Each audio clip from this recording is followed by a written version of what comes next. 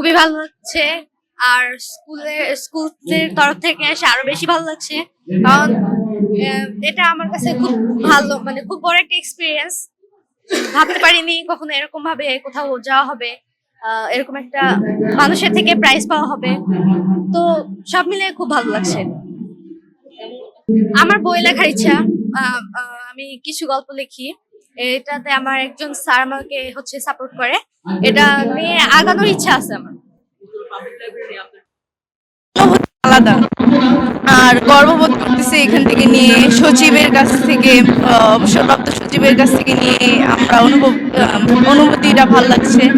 মানে এখানে আসার আগ পর্যন্ত যে ধারণা ছিল তার থেকে একটু বেশি সুন্দর হয়েছে। আর এখানে গিফট পাইছি, ভবিষ্যতে আরো মানে অংশগ্রহণ করার জন্য মানে ইচ্ছা আছে, আগ্রহ আছে। ইনশাল্লাহ আর মানে অংশগ্রহণ করব। আর সবকিছু মিলিয়ে ধন্যবাদ এত সুন্দর একটা আয়োজন করার জন্য, আমাদের সুযোগ করে দেওয়ার জন্য, অংশগ্রহণ করার জন্য।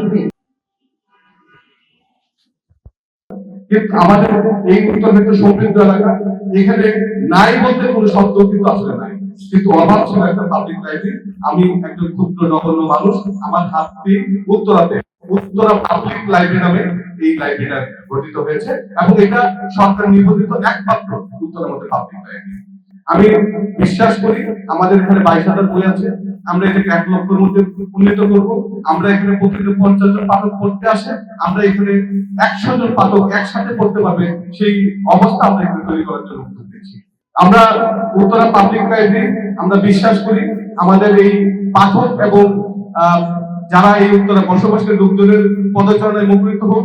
আমরা চাই উত্তরা পাবলিক লাইব্রেরির মাধ্যমে সৃজনশীল মানুষ তৈরি হোক। আমরা চাই একটা আলোকিত মানুষ গঠনের জন্য উত্তরা পাবলিক লাইব্রেরি যে যাত্রা শুরু করেছিল সেই যাত্রা অব্যাহত থাকুক। আমরা চাই যারা অভিভাবক আছেন আপনাদের বাচ্চাদেরকে অন্তত সপ্তাহে একদিন একটা করে বই আপনি কিনে নিয়ে দিবেন, বলবেন যে বাবা মা তুমি এই বইটা পড়ো। এই বইটা যদি পড়ে সে এই বইটা পড়ার মাধ্যমে যে অন্তর্নিহিত জ্ঞান কিন্তু তার বৃদ্ধি পাবে, এটা পাঠ্যবইতে হয়তো কিছুটা হলেও তার উপকার হবে।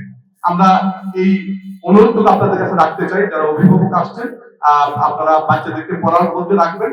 পড়ার মধ্যে তো অবশ্যই প্রতিদিন তো পড়ে সৃজনশীল পড়া, পাঠ্যপুস্তকের বাইরে গিয়ে বই পড়া, এটার জন্য আমি নির্দেশ করবো।